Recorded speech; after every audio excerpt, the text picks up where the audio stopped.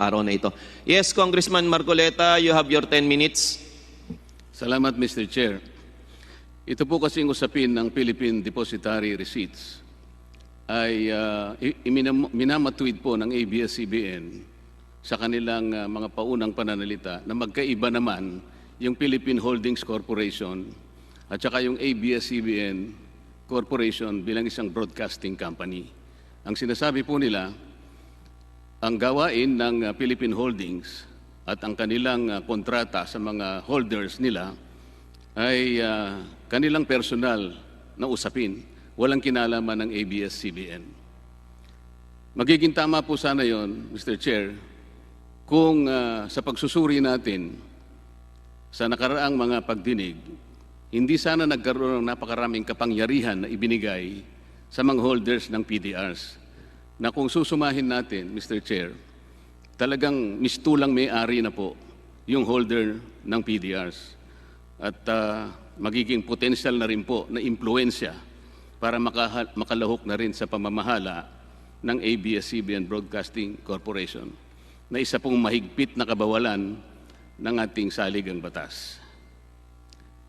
Kahit na po sabihin na natin sa harap ng ating batas na ang isang kumpanya na itinatag ay merong hiwalay na personalidad sa iba at sa kanyang mga may-ari, tinatawag nga ito, Mr. Chair, na mga juridical person or juridical personality. Ang hindi po binanggit ng ABS-CBN, Mr. Chair, ay ang ating mga batas din ay nagbibigay ng isang mabisang remedyo na laganap sa ating jurisdiction. Ito po yung tinatawag na piercing the veil of corporate fiction. Ano po ito, Mr. Chair? Ito po ay isang datang ginagamit kung isang korporasyon na itinatag ay ginawa lamang para ito ay magamit sa maling gawain o kaya may layuning makaiwas o makaalpas sa mga pananagutan. Ang halimbawa po rito, Mr. Chair, ay isang kumpanya na nagkaroon ng napakaraming pagkakautang. Pagkatapos mayroong pang bayaring iba-iba katulad po ng mga sweldo ng kanilang mga manggagawa, mga bonus, mga benepisyo na hindi maibigay. Ang ginagawa po nila, babaguhin nila yung pangalan ng isang korporasyon para maging isang parang bago. Ang ibig sabihin nito, Mr. Chair, iiwasan nila yung pananagutan o mga legal na limitasyon sapagkat bago na nga yung korporasyon. Hindi po ito pinapayagan ng korte o ang ating batas, Mr. Chair. Ang mangyayari po nito, hihiwain po niya yung tabing o belo na nakatakip do sa bagong korporasyon na yon para yung kanyang katauhan ay malantad, mabalik sa dating kalagayan. Hindi po niya magagamit yung tinatawag na separate or distinct personality, kagaya po ng minamatuwid ng ABS-CBN, sapagkat mayroong pananagutan o maling gawain na kanilang nagagawa. Ito po ang ibig sabihin ng piercing the veil of corporate identity. Ang maling paggamit po ng Philippine Deposit Receipts ng may-ari ng ABS-CBN ay pilit na itinatago sa pamamagitan ng belo na nakatakip at itinago bilang di umano'y hiwalay na korporasyon sa ABS-CBN Broadcasting Corporation. Sa kanilang unang pagsasalita, Mr. Chair, nabanggit nila na wala namang bago yung PDRs. Ito'y ginagamit sa ibang panig ng mundo. Totoo po yun, Mr. Chair. Sapagkat sa ibang panig ng mundo, katulad ng Amerika halimbawa, wala naman pong requirement na 100% ownership ang kanilang mga broadcasting corporations o mga istasyon na radyo. Ang totoo pa nga po, Mr. Chair, 3 taon na nakararaan, pinayagan pa nga sa isang grupo ng mga broadcasters, 100% foreign ownership. Baligtad po. Hindi po kagaya sa atin. 100% Filipino ownership at saka yung kanyang pamamalakad. So, kailangan po nating magpakaingat. Kung halimbawa po yung PDRs, Mr. Chair, gagamitin doon sa mga regular na korporasyon na hindi humihingi at hindi hinahanap yung 100% ownership and management, Baka sakali pong maluwag nating tatanggapin yun. May mga kumpanya na 60% lang. Kung advertising, hanggang 70% lang ang Filipino ownership.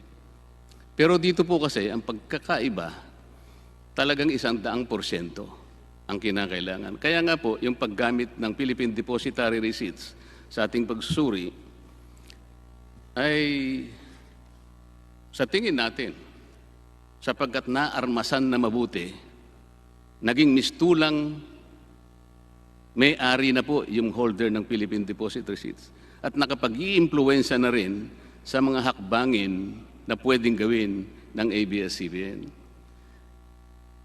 Meron po tayong nakalap, Mr. Chair, sa ibang bansa, lalo na sa Amerika, kung paano ginagamit yung tinatawag nating piercing the veil of corporate fiction. Sa Florida po, tatanggalin po yung belong nakatakip sa isang korporasyon kung ito ay ginagamit ng isang alter ego lamang. Ano po yung ibig sabihin ng alter ego? Parang shell company, parang kasangkapan lang. Ang ABS-CBN Holdings Corporation, Mr. Chair, wala pong ibang gawain ito eh. Wala siyang ibang negosyo. Ang tanging ginagawa niya lang, mag-issue ng Philippine Depositary Receipts. Wala na pong iba. Ito po'y inaamin ng ABS-CBN sa maraming mga dokumento nila. Sa Alaska po, ginagamit po yung pag-aalis ng tabing o belo ng isang korporasyon pagka ito'y sobrang kinokontrol ng isang parent company o ito'y gumagawa ng gawaing nakalalabag sa batas. Sa Nevada, kung ang korporasyon ay pinamamahalaan bilang isang alter ego, ganun din po, at mayroong kaisahan sa interes at pagmimayari. Mamaya po, babanggitin ko po kung anong koneksyon ng maraming kumpanya na itatag ang mga Lopez Company, kung paano ang interes at pagmimayari ay talagang mayroong kaisahan. Sa New York po, ginagamit yung piercing the veil of corporate fiction kung ang shareholder po ginagamit ang korporasyon bilang isang ahente. Parang ganito rin po ang nangyari. Parang alter ego lang po yung ABS Holdings Corporation para makagawa ng mga bagay na sinasabi nating nakalalabag at nakapagpapaikot sa saligang batas.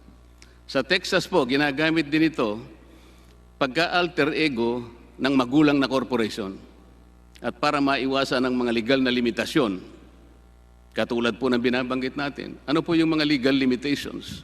Bawal po yung hindi purong-purong Pilipino na magme-may-ari at mamamalakad ng kumpanyang may kinalaman sa mass media. Sa Pilipinas po, lahat ng ito'y ginagamit natin.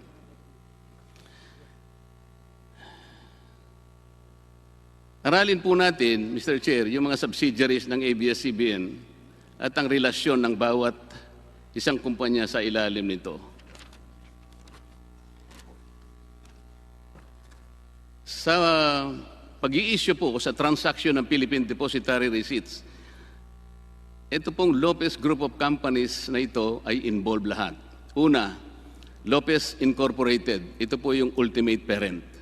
Pangalawa, Lopez Holdings Corporation. Pang-apat, ABS-CBN Holdings Corporation. Pang-apat, ABS-CBN Corporation. Ano po pagkakaugnay nitong apat na ito? Ang Lopez INC ay pag-aari po ng apat na holding companies ng Eugenio Lopez Jr., Oscar Lopez, Manuel Lopez, Presentacion Lopez Sinakis. Ang Lopez Inc. ay pag-aari nitong apat na holding companies na kung tawagin ay Crosslaw Holdings Corporation, majority Filipino, Mantes Corporation, majority owner, Filipino, Creme Investment Corporation, Presta Holdings Company, Inc. Ang Lopez Incorporated naman po, Mr. Chair, ay nagme-may-ari ng ABS-CBN 54.42%. Siya rin po ang may-ari ng Lopez Holdings Corporation 54.4%. At ABS-CBN Holdings Corporation 60%. Dito lamang po makikita yung ABS Holdings Corporation, pag-aari po ng Lopez. Ang ABS-CBN, pag-aari din po ng Lopez, majority stockholders. pati po yung PCD, Nominee Corporation, ito po yung depositary nung mga naibenta o na-issue mga Philippine Depositary Receipts. Alin po ang dalawang pag-aari ng PCD, Nominee Corporation? Isa po sa pag-aari niya, Lopez Holdings Corporation. Makikita nyo, konektado na naman doon. 30.67% Pilipino, 9.89% non-Filipino. Pag-aari niya rin po ang ABS-CBN Corporation, 39.79%, pero wala pong distinction sa citizenship. So makikita po natin dito, Mr. Chair, kung hindi po nagririgo doon, naglalaro po ng patintero sapagkat puro po ito Lopez Group of Companies. Kapag ka po pinag-uusapan natin ang Philippine Depositary Receipts, kaya po nung una kong tinanong, nagsimula po kasi yung ABS Holdings Corporation, Mr. Chair, at ito po naman ay aaminin siguro ng ABS-CBN. Ang capitalization po nito 1,000 lang. Ulitin ko po, 1,000 piso lang. Ang kanila pong total shares of stock, 1,000. Sa makatwid po, ang par value ng isang share, piso lang. Nagsimula lamang po sa 1,000 piso. Makalipas po ang halos 5 buwan, pinangalanan po ito ng ABS-CBN Holdings Corporation.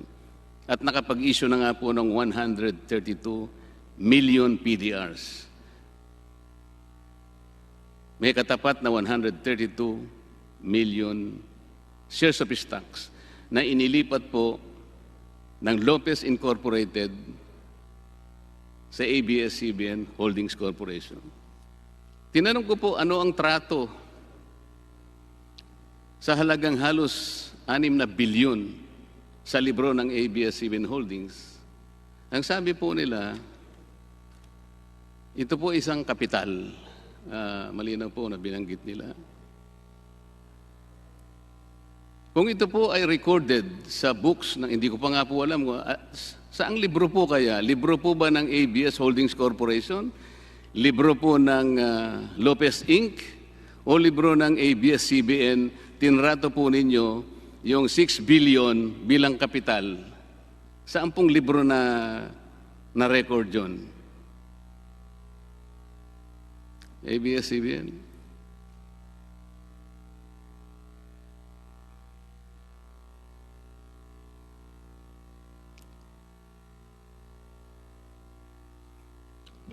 ₱46 po kasi ang value ng isang PDR. So, ni-multiply po natin sa 132 million, 6 billion po yun. Ang huling tanong ko po na binitawan sa inyo, ano po ang trato ninyo? Anong entrada po yun sa libro? Kanino po libro? ABS-CBN Holdings Corporation? ABS-CBN Corporation? O libro po ng Lopez Incorporated? Nung nilipat po ng Lopez Inc. yung 132 million shares ng ABS to ABS Holdings Corporation,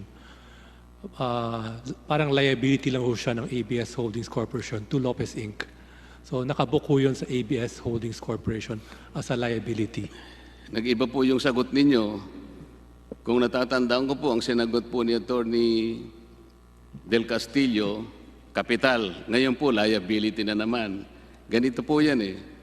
Kahit na po hindi ako accountant, ang pagkakaalam ko dyan, asset equals liability plus equity. Kung sasabihin po ninyong liability yan, di babayaran po yan. Akala ko po ba security ang Philippine Depositary Receipts? Ang nangyari ho dyan, nung nag-offer naman ho yung ABS Holdings Corporation ng PDRs, natanggap po niya yung proceeds at binayad niya sa Lopez Inc. yung proceeds ng PDRs. Paano po nung i-transfer ng Lopez Incorporated yung mga shares of stocks underlying the PDRs? Nung i-transfer po, ano po siya ngayon? Naging asset po siya ng ABS Holdings, pero ang counterpart po niya is a liability to Lopez Inc. Ngayon, binenta ho yung PDRs, nagka-pera ho si ABS Holdings, ginamit ho yun pambayad sa Lopez Inc. ng kanyang liability. Nung binayad po, nung nirelease yun po yung mga common stocks, may bumaba po ngayon. Yung liability bumaba po. Kasi nag-transfer po kayo, di ba? Naging asset nung kabila. Ito po yung nagiging problema sapagkat napakahirap tuntunin po kung saan pumasok yung PDR, saan ginamit, paano na-record. Kaya nga po, sa tingin ko, gagamitin po natin yung tinatawag nating piercing the veil of corporate fiction sapagkat dito lamang po natin matutuntun talaga yung daloy po ng mga transactions. ABS-CBN Holdings issued 100... sino po nakakuha nitong pera nung 6 billion plus? Lahat ho ng proceeds nagpunta muna ho sa ABS Holdings Corporation. At yun ang pinangbayad sa pambili ng ABS Corporation shares. So, paano po anong nangyari po sa Lopez Incorporated? Siya po kasi ang nag-transfer eh. Nangyari ho, tinransfer niya ho, parang pautang muna, and then yung nagkaroon ho ng proceeds si ABS Holdings Corporation, binayaran ho niya si Lopez Inc. So, nabayaran ho yung utang. So, ang recording ho sa books niyan sa ABS Holdings Corporation is an asset. So, talaga pong umiikot lamang sa mga kumpanya na ito. Tama po ba? Legal naman ho yung pag-ikot. It's a business transaction. Tsaka na po natin pag-uusapan kung legal o hindi. Umiikot lamang po, hindi po ba? Maliwanag po yun. It was being transferred. Okay. Doon po sa ABS-CBN Holdings financial ratios nyo as of December 31, 2018, ang total assets amounted to 18,863,784 with net revenues of 4,123,648. Paano po nagkaroon ng revenue samantalang ABS Holding ay isa lamang holding company? May revenues ho yan sa dividends ho na nare-receive from ABS. Paano po? Holding company lamang po siya eh. Opo. So bakit hindi po kayo nag-report ng gross revenue? Tiningnan ko po kasi wala kayong gross revenue. Ano po yung sources ng revenue nyo? Yung dividends ho na nanggagaling sa ABS-CBN Corporation na dinedeclare nila. Parang hindi po tama na magkakaroon kayo ng revenue sapagkat holding company lamang po. Di bali po. Tingnan mo. Kung mamarapatin niyo po ang holding company ma'am, po. sandali lamang po para kasi baka maubos po yung... Yun pong trading ng Philippine Depositary Receipts, sabi po ng ABS-CBN Corporation, meron siyang unrealized loss as of December 31, 2018 in the amount of 863,174. ABS-CBN consolidates the financial of its subsidiaries, but ABS-CBN Holdings is not a subsidiary. Pero ito po ay 60% na pagmamay-ari ng Lopez Inc. So paano po tinatrato yung PDRs sa libro ng ABS-CBN? Up to 2006 is treated as an asset. But since 2006 there was a new international accounting standard that de-recognizes that asset. Ano po yun? International Accounting Standard? May international accounting standard ho noong 2006 na in-adopt ng Philippines which de-recognizes the PDRs. Pero yung accounting standard na yan po, meron din pong sinasabi na merong control dyan kapag umabot ka ng about 25% hanggang 50%. Tama po ba yun? Hindi po yun yung standard na ginagamit, yung ibang standard. So paano po yung fluctuation sa fair value ng Philippine Depositary Receipts ng ABS? Paano po nire-record yung fluctuation? Sapagkat ang sabi niya merong loss eh. Ngayon ho, dahil de-recognize na siya, hindi ho na-reflect yun sa books ng ABS Holdings. But that was up to 2006. Before 2006, that was reflected in the books and in the financial statements. Kung yun pong PDR holders nag-exercise ng option para doon sa delivery ng underlying shares,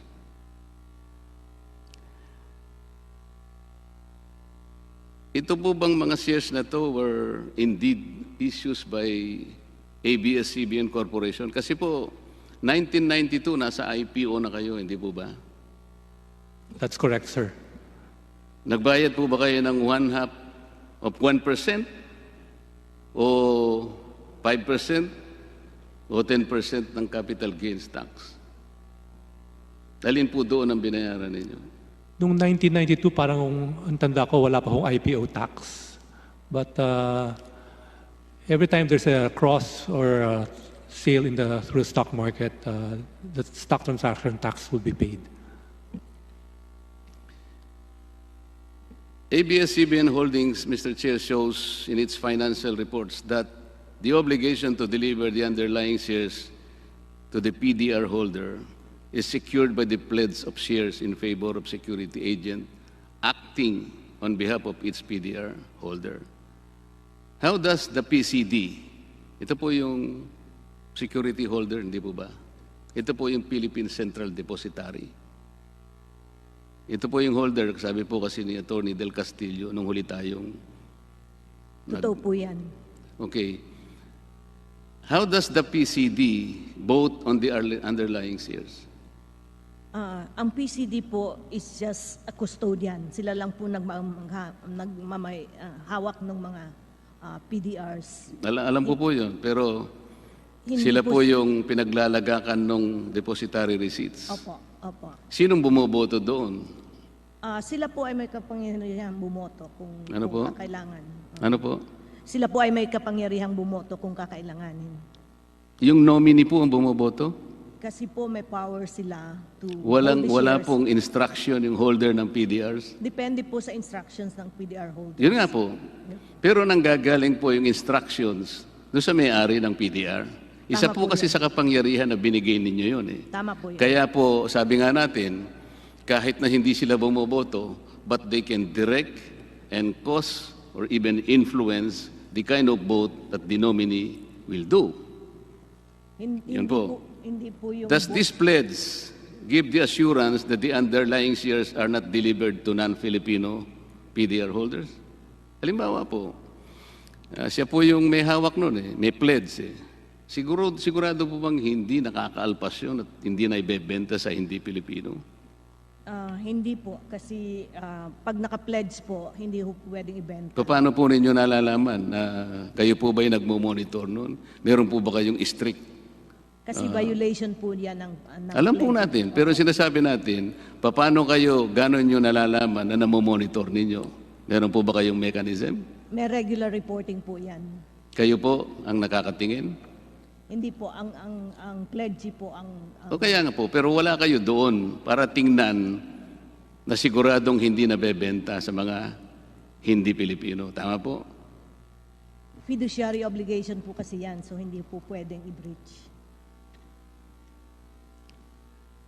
According to 2018 financial statements of ABS-CBN Corporation, yun pong preferred shares ninyo are convertible to common shares. On November 15, 1992, yung mga stockholders po ninyo, inimyendahan yung Articles of Incorporation at nireclassify ninyo 200 million unissued shares with a par value of 1 peso into preferred shares of 20 cents per share. Assuming po, Mr. Chair, na in-exercise po yung Philippine Depository Receipts at saka yung common shares po ay hindi magkasya, kulang-kulang. Is it possible that the preferred shares will be converted to meet the required common shares? Hindi po. Bakit po? Yung PDRs are only exercisable into common shares. That's in the... Ano po yung value nung pagkaka-convert naman nila into common shares? Kasi po nagkulang na nga eh. Hindi ho convertible yung preferred shares into common shares. They're just ordinary preferred shares, Your Honor. Eh, ito po kasi yung nakalagay sa inyong audited financial statement 2018. Wala ho kaming ganung nakalagay sa audited financial statements. Na convertible ho